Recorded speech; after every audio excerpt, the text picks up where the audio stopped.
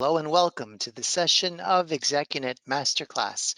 I'm your host, as always, Tony Vlahos, and my guest this hour is an acclaimed sociologist and a best-selling author, Dr. Wayne Baker. Asking for help at work or when you're in a job search can be a challenge, even outside of a pandemic. If asking for help is hard for you, you'll be very glad you tuned in for today's talk because Wayne will share some proven approaches you can use to ask effectively and get the help you need.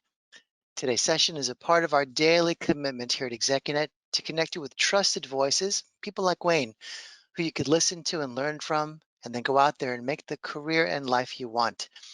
Well, I am very happy to introduce today's guest. Dr. Wayne Baker is Robert P. Tomei Professor of Business Administration and Professor of Management and Organizations at the University of Michigan Ross School of Business. He's also professor of sociology at the University of Michigan and faculty associate at the Institute for Social Research. He has published a ton of scholarly articles and 4 books. His management and leadership articles appear in such places as the Harvard Business Review and Chief Executive Magazine and Sloan Management Review. He's a frequent guest speaker and a management consultant, an advisor and board member of Give and Take Inc. He's won various awards, and I could go on, but why don't I just bring him on? With that, welcome Wayne to the ExecuNet stage. They are all yours. Well, thank you, Tony. I appreciate that very kind introduction and delighted to be here with all of you and have an opportunity to share a little bit of what I've learned about connecting meaningfully in the virtual world in all sorts of ways, meetings, job searches, and so forth. First, I'd like to say that I hope that you and your families are safe and sound. We're in very challenging and difficult times. The world has changed in so many ways, and there's no going back to the way it used to be. One thing we've learned is that it's possible for many of us to work, or in my case, teach remotely, but others have to be on the front line. So there are different challenges for different people. We've also learned that there is unprecedented levels of stress, anxiety, uh, job loss, dislocation, and isolation that also should be addressed.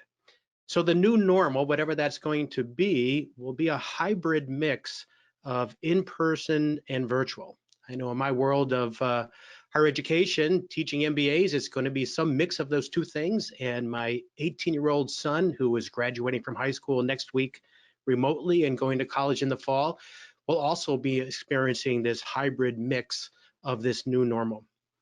So today I want to share with you some tips, some very practical tools, routines, insights, and so forth to help us not just survive, but even thrive in this new world when we have to operate virtually and in a hybrid setting. One thing I'd like to share with you are some guidelines that I've developed by being in so many Zoom or Skype meetings, or teaching remotely, that I've lost count. But I think these are very helpful for thinking about how do you make meaningful connections in a virtual world and in job searches. So we'll go through these relatively quickly. There's a link there to the article that I wrote in Psychology Today if you're interested in getting the full text. So there's 10 quick guidelines. The first one is video on, and I recognize the irony of saying that because in this webinar format, video is not on. But if it is possible to do that, that does personalize an experience. We've also learned that it's important to have active facilitation. You've probably been in many Zoom meetings where they're not actively facilitated, and it's really difficult to have that meeting. It's hard to include people. It's not really a very effective meeting. So someone should be in charge, maybe gently be in charge of facilitating a good meeting.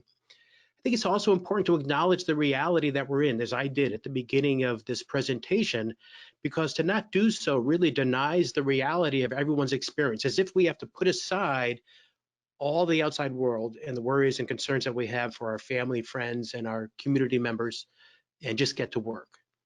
So that's important to acknowledge reality. It's important that everyone participates in some way, that everyone is included. I've been in some meetings where the facilitator will say, well, does anyone have any positive news they'd like to share? Well, no one has anything to say. But if you set people up ahead of time and say, look, I'm going to be calling on you, or would you volunteer in advance to do that, that kind of participation really draws people in. The fifth one is that if you are in a situation where everyone doesn't know everyone, and that's often the case more often than we think, it's also important to have a round of introductions. So 5 more, we'll go quickly. If at all possible, it's important to make it personal.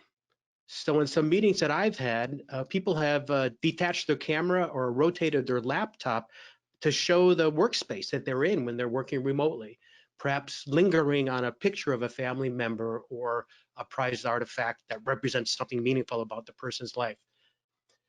Learning something new, we found that is important too. It could be something very quick.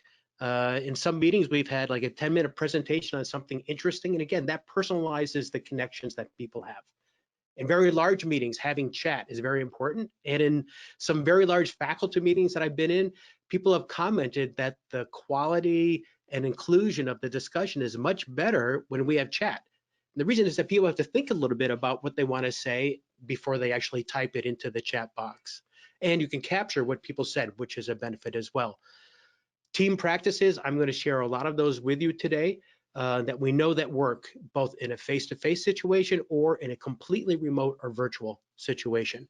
And then again, with all that I shared with you today, you want to experiment. You want to try, you want to see what works for you, how you might have to tweak it or change it in some way to make it work. But I encourage that experimental learning orientation.